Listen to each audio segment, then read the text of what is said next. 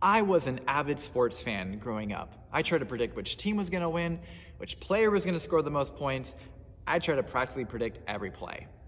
On one occasion, I was watching a baseball game with my dad, and for whatever reason, that game had actually been pre-recorded earlier in the day. So the two teams actually had already played, and I had heard updates on sports radio about what happened.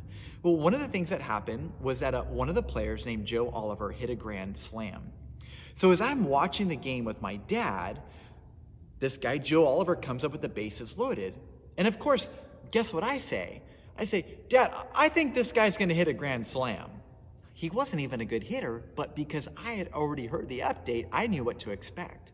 And so sure enough, Joe Oliver comes up and he hits a grand slam. And my dad looks over at me like, wow, like you called that. Well, by me knowing how the situation ended, it completely changed the way I went through it. I went through it with confidence.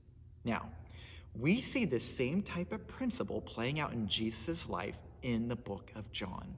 We are going to look at a verse that highlights this theme today. John chapter 7, verse 30 simply says this: "At this, they tried to seize him," Jesus, "but no one laid a hand on him because his hour had not yet come."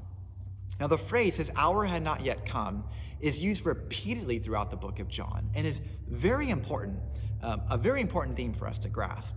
So the word hour in the book of John has to do with Jesus going to the cross to lay down his life for us. John repeatedly uses this phrase, "my hour has not yet come," to reveal to us that is chaotic and as out of control as things appear on the surface, that deep down below the choppy waves, things are completely calm and unfolding just as they are intended to.